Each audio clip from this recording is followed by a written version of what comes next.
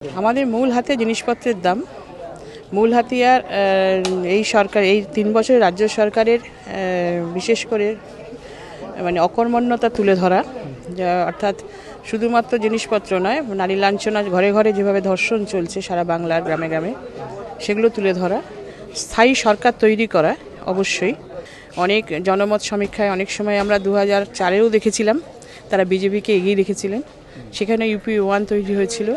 2009-এও দেখলাম বিজেপিকে এগিয়ে রাখা হয়েছিল, কিন্তু তখনও ইউপিএ 2 হয়েছিল। এবং আমাদের স্থির বিশ্বাস এবারও ইউপিএ 3 হবে বিজেপিকে এগিয়ে রাখলেও। প্রত্যেক বছরে 5 কোটি টাকা করে বরাদ্দ হয় এবং এমপিরা পান, সাংসদরা পেয়ে থাকেন।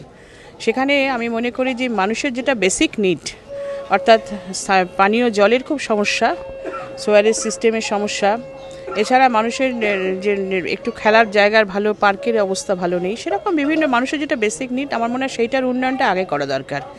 লাইটের তলায় ত্রিফলা লাগিয়ে খুব একটা আমি মনে করি না মানুষের সেটা উন্নয়ন। আর ঢেউ খেলানোর রেলিং লাগিয়েও এইভাবে অপচয় করা 5 কোটি টাকা, আমার মনে হয় এটা ঠিক নয়।